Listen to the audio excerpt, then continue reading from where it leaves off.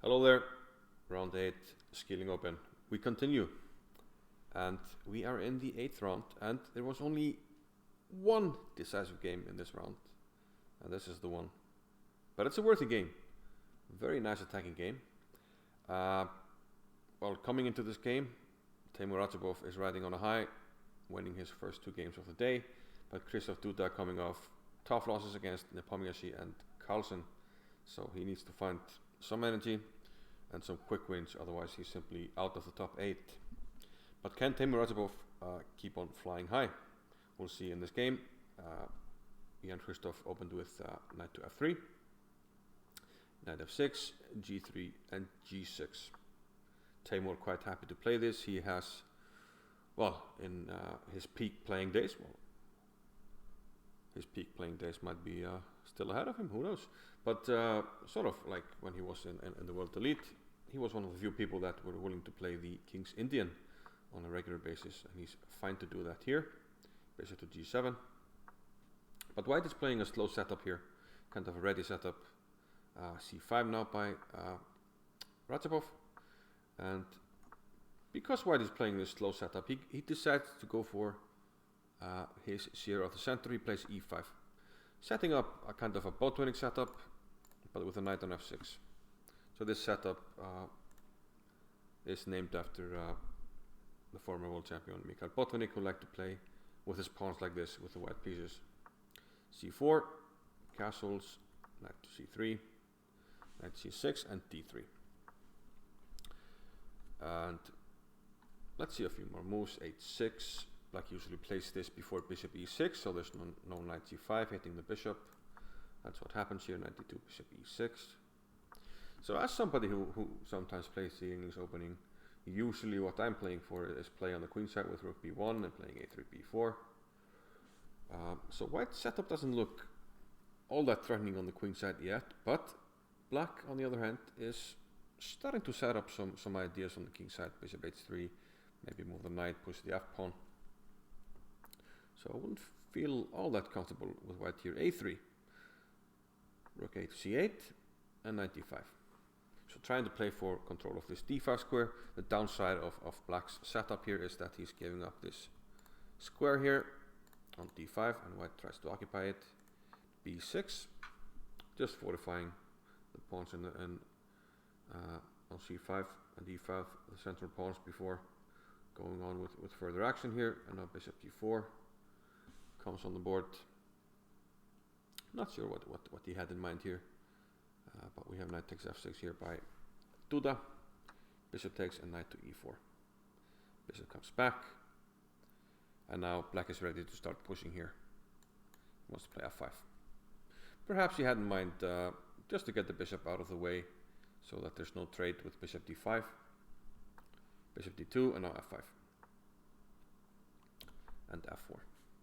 So black is setting up this pawn wedge here. This signals that he wants to attack. Moves like bishop h3. If you trade, the rook can come in. Some attacking moves. You can also push the pawns. Many ideas here. Bishop d5 now. King to h8 and f3. So Duda is trying to close down the king side. Bishop h3. Rook doesn't really have any desirable squares here, and Duda decides to go to f2. The downside, of course, is that, well, this rook will be stuck here for a while because the bishop will take it wherever it goes from there. We might be able to play e3 at some stage and activate it then, but that seems to be, well, some while before we can do that.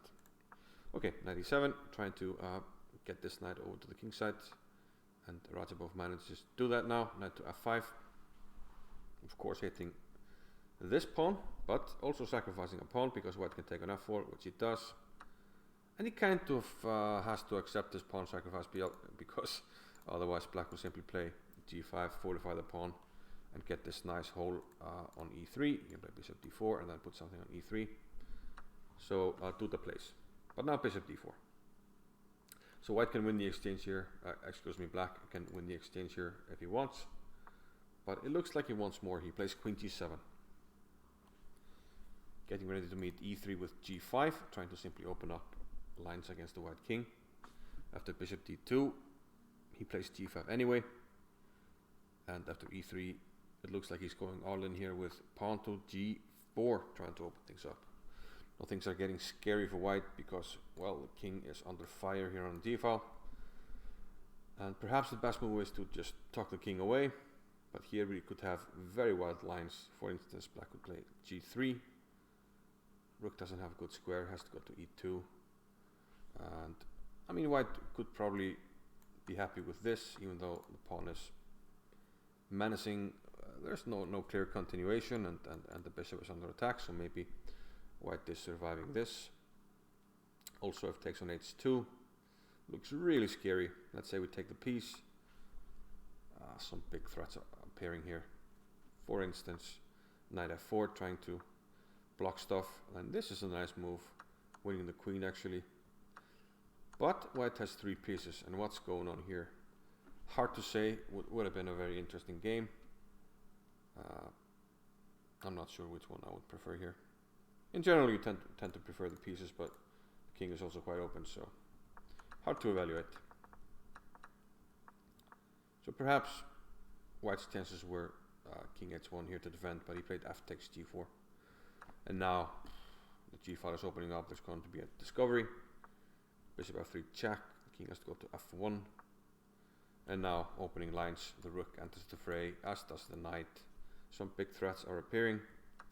White decides to take the piece. Hope for the best, but expecting the worst. And I think the worst is about to happen here. Queen g4 check. The king has to go on the run. King to e3. And now bishop takes e4. Nice move, and Jan Krzysztof found nothing better than bishop c3. And a strange oversight here by Radjabov, usually quite a tactile player, because he can play queen h3 check here, and the king can't go away because queen takes d3 is going to be mate. And if you take here, well, the king has to go on the run. Could be something stronger, but this looks fairly sufficient. We can also just play queen e6, which looks like mate in 1.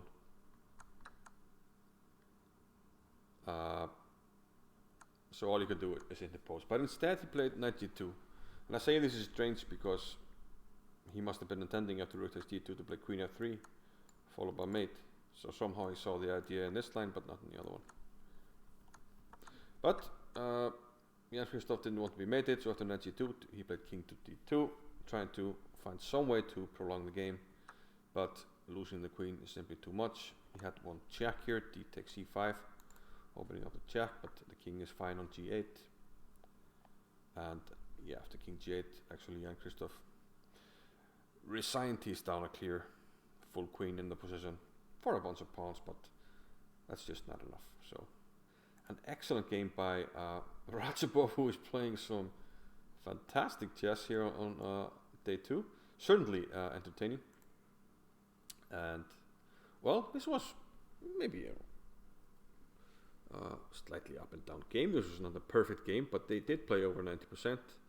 And white seemed to have been doing quite well at the start of black's attack, but once he got in bishop takes g4, it was complete one-way traffic for Teimour Radjabov, who defeats Jan Krzysztof Duda and is moving up nicely, and now looks like he might be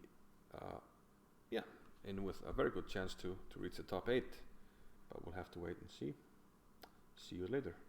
Bye bye.